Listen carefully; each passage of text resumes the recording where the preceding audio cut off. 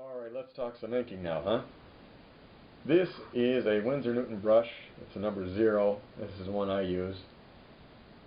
This is one you want to use when you're inking as much as possible. You want to use a brush.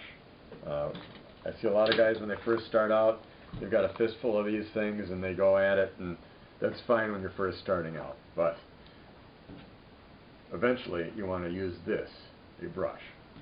Here's the reason.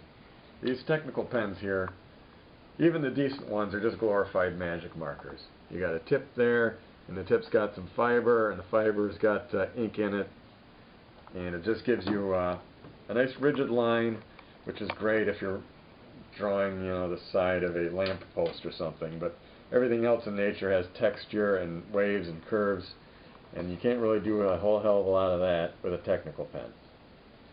This is a .08. It's one of the thickest ones you can get. So I'll just put a line down there so you can see. With a technical pen, that's about the thickest line you're going to get. Here's a .005. This is about the thinnest one you're going to get. Put a line down there. Okay, so right there you have the basic line variation you can get with technical pens. Now let me grab my brush, and I will make the thickest line I can with this brush here.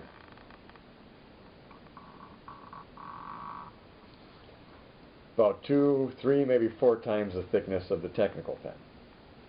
And then I'm going to try to get a nice thin line here.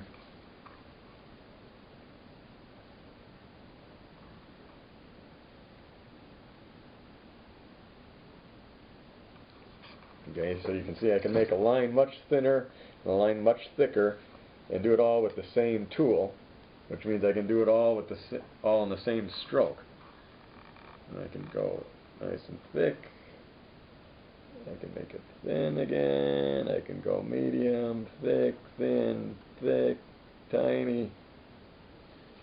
A lot more versatility in this brush, and that's why that's what you want to use.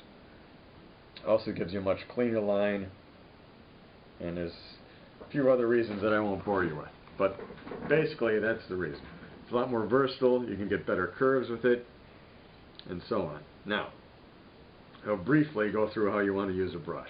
I see it's really easy to find a video on the internet explaining inking, saying use the thick lines for this and the thin lines for that, blah blah blah. They don't ever tell you how to make the lines in the first place, which is really the whole trick, isn't it? What you want to remember is your hand is a machine. It's got levers, and it's got a specific range of motion for each of its parts. Your finger moves in a circle, your thumb moves in a circle, your wrist moves in a circle. So that's what you want to use for the curved lines.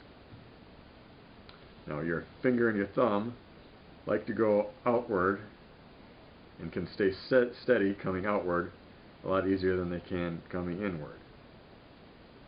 It's just the way the hand is put together, the tendons and whatnot. So if you're doing a curved line, you want to use the parts of your hand that move in a circle, and you want to move them in a way that's comfortable for them. That way you can keep everything nice and steady.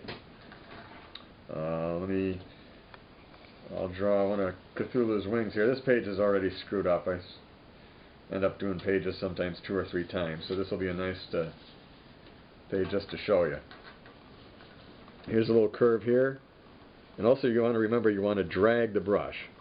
So I'm going to drag the brush in a small circle, pulling down in a counterclockwise motion.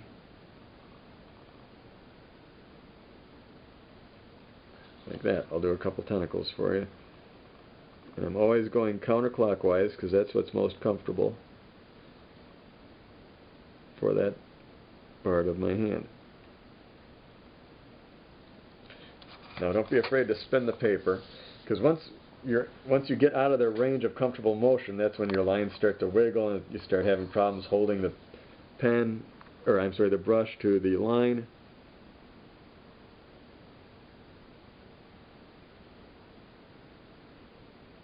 Okay, once I get beyond my range of comfortable motion, I'll just spin the paper. And like so, you get a nice long curve like this, you want to do something a little different. You want to have a stability point, let's say. You want to use your bottom knuckle here, or maybe even your palm, and you want to put that down, and that's the point you're going to pivot on to make the larger curves, because your finger and your thumb aren't comfortable making a big long circle like that. They're comfortable doing little circles. When you get a big circle, what you want to do is put your palm or your knuckle down and just pivot on it. So that's what I'm going to do with this line here. I'm actually going to use my knuckle. I'm going to put it down. My fingers and thumb are just going to hold the brush steady. They're not actually going to move it.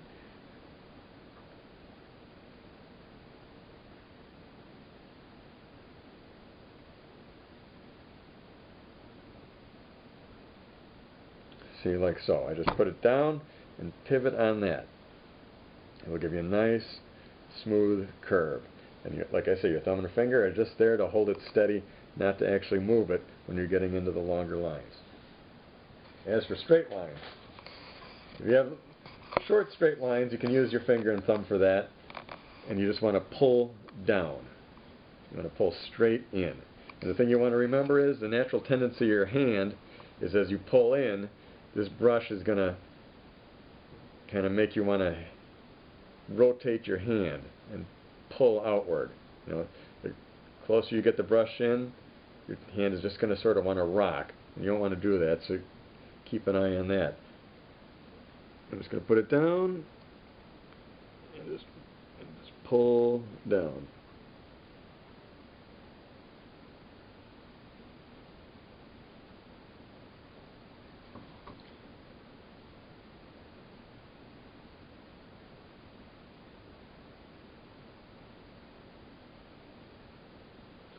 Like so.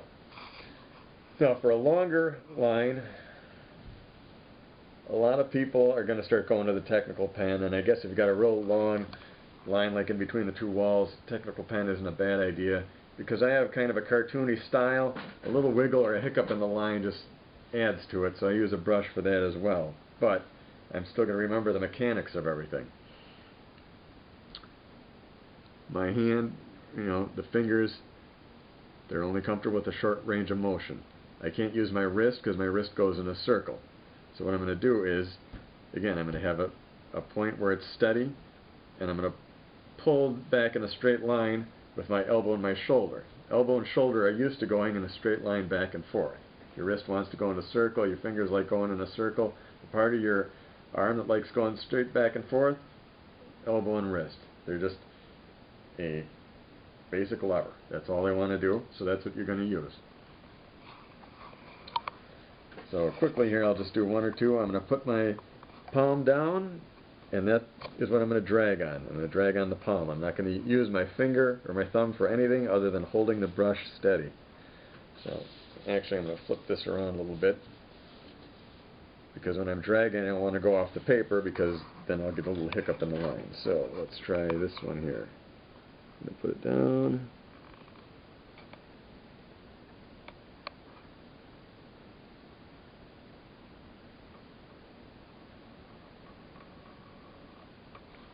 Pull back with my wrist. Let me try another one.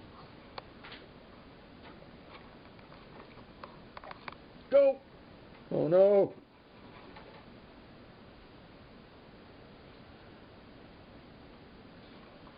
And also, if you want, you can start moving your hand before you actually touch the line. Just think of it as an airplane, and you're slowly coming in for a landing.